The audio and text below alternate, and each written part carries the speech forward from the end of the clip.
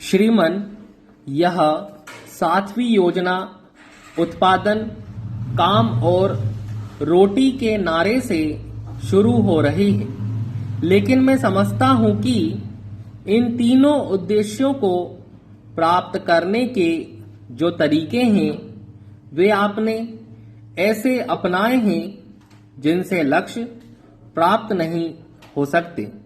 मान्यवर, उत्पादन 2 जगहों पर हो रहा है, खेती में और कारखानों में। खेती की जो दुर्गति आपके शासन में हो रही है वह सबको मालूम है। खेती के लिए आपके पास कोई योजना नहीं है।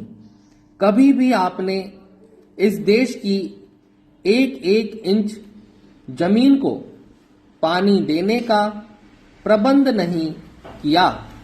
जहां जैसा मन में आया वहां वैसा किया। आपने कोई ऐसा सर्वेक्षण नहीं कराया जिससे कि सिंचाई का प्रबंध किया जा सके। मैं आपसे निवेदन करना चाहता हूं कि आपके विभाग में जो लोग बैठे हुए हैं उनके दिमाग में यह बात बैठी हुई है कि अगर खेती के माल का दाम बढ़ा दिया जाए तो शहर का आदमी आपसे नाराज हो जाएगा और चुनाव में आपको वोट नहीं देगा। इसलिए मैं आपसे यह कहना चाहता हूं कि जब तक खेती में जो लागत आती है उसके अनुसार किसान को दाम नहीं मिलेंगे तो वह उत्पादन कैसे बढ़ाएगा। आप कोई भी काम कीजिए, अगर उसमें घाटा होता है तो आदमी उसको करने के लिए तैयार नहीं हो सकता। लेकिन किसान तो मजबूर है खेती करने के लिए। अगर वह खेती ना करे तो खुद भी मर जाएगा, क्योंकि उसके पास जिंदा रहने के लिए कोई अन्य साधन नहीं है। इसका मतलब यह नहीं है कि वह हमेशा घाटा सहता रहेगा और उत्पादन भी करता रहेगा।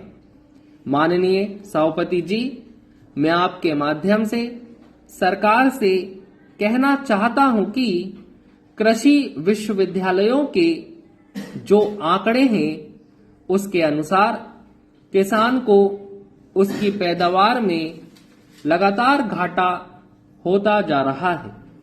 इसका असर हमारे देश के अनाज उत्पादन पर पड़ रहा है।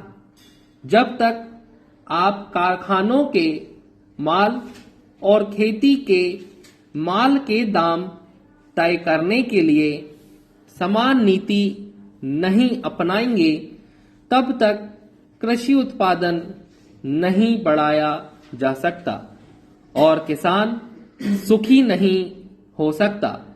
आज किसान का घाटा लगातार बढ़ता जा रहा है और कारखाने वाले मुनाफा कमा रहे हैं।